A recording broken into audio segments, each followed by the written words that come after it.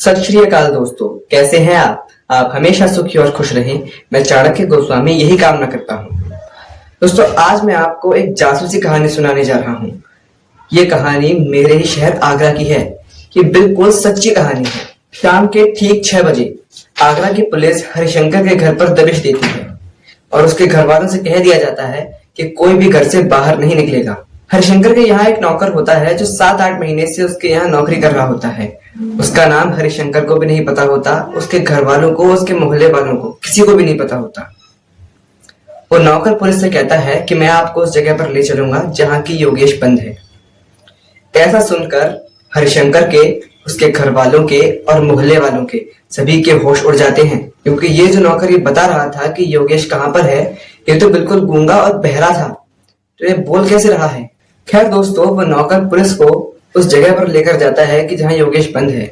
करीब आगरा से 25-30 किलोमीटर दूर एक ग्रामीण सा इलाका है, जहाँ पर एक 4-5 कमरों का मकान है जिसमें कुछ लोग रहते हैं। उसी मकान में 4 साल का मासूम योगेश पुलिस को मिलता है और पुलिस योगेश को मुक्त करा लाती है। कौन है हरिशंकर और उसने योगेश को क्यों बंद किया, और ये नौकर कौन था जो गूंगा बहरा बनकर हरिशंकर के घर में रह रहा था और उसने पुलिस को बताया कि योगेश कहाँ पर बंद है। तो आइए जानते हैं ये पूरी दिलचस्प जासूसी की कहानी। आगरा के एक मोहल्ले में करीब 100-125 परिवार हैं। सभी आपस में मिलजुल कर प्रेम से रहते हैं, एक दूसरे की सहायता करते हैं। उसी मोहल्ले में एक रामपाल नाम का व्यक्ति अपने परिवार के साथ रहता है और हरिशंकर और उसका पिता भी रहते हैं। उसी मोहल्ले में एक बूढ़ी औरत रहती है जो छोटे से मकान में अकेली रहती है। हरिशंकर का पिता अपराधी प्रवृत्ति का व्यक्ति था।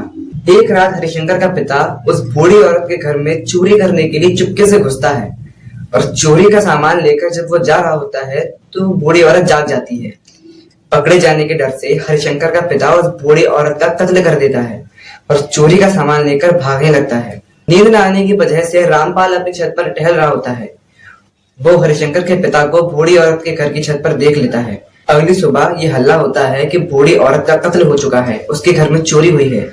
पुलिस वहां पर आती है तो रामपाल अपना कर्तव्य समझते हुए पुलिस को यह बता देता है कि उसने कल रात को हरिशंकर के पिता को उस औरत के घर के आसपास देखा था।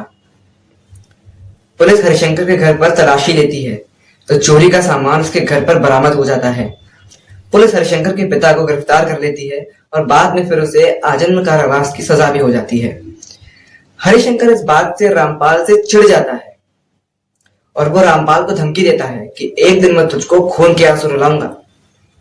दोस्तों, इस घटना के 2 महीने बाद रामपाल का एक छोटा 4 साल का मासूम लड़का योगेश घर के पास से ही खेलते खेलते गायब हो जाता है। वे लोग योगेश को ढूंढते हैं लेकिन उसका कहीं पता नहीं चलता, तो वे लोग पुलिस के पास जाते हैं। पुलिस भी योगेश को ढूंढती है पर उसका कोई पता नहीं चल पा रहा होता है। रामपाल को लगता है कि पुलिस इतनी शिद्दत से योगेश की ढूंढ नहीं कर पाएगी, तो वो लखनऊ जाता है एक विख्यात जासूस प्रेम चावला के पास।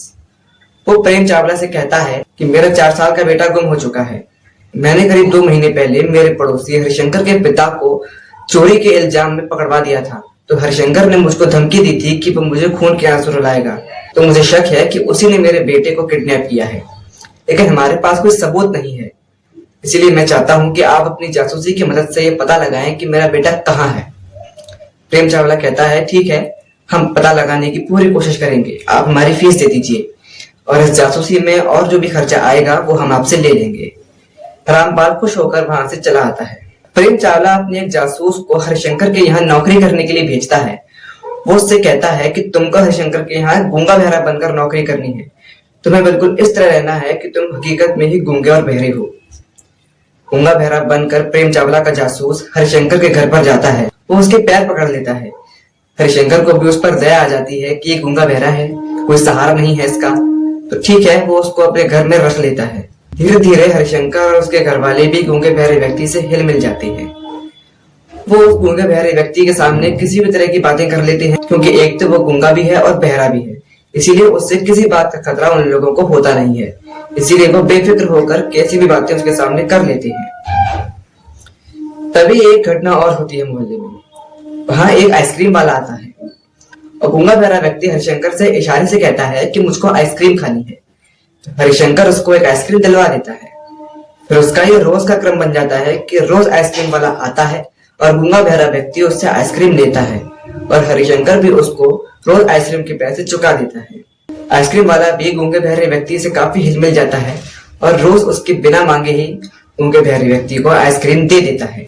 अब दोस्तों, हरिशंकर ने आगरा से 25-30 किलोमीटर दूर जिस ग्रामीण इलाके में अपने किसी जान पहचान वालों के घर योगेश को छिपाया था, उसने उन लोगों से कहा था कि मैं इस बच्चे को किसी अच्छे व्यक्ति को बेचकर मुनाफा कमाऊंगा और आप लोगों को भी उस मुनाफे में से कुछ दूंगा। आप लोग बस तब तक इसकी देखभाल कीजिए। एक दिन हरिशंकर उस गूंगे बहरे व्यक्ति को लेकर योगेश को देखने जाता है कि कहीं कोई दिक्कत तो नहीं है, योगेश आराम से रह रहा है ना। तो इस तरह गूंगे बहरे बने उस जासूस को ये पता लग जाता है कि योगेश कहाँ पर है। लेकिन अब समस्या ये थी कि ये खबर प्रेम चावला तक कैसे पहुंचाई जाए। प्रेम चावला एक बहुत ही होशियार जासूस थे। उन्होंने इस समस्या का समाधान पहले ही खोज लिया था।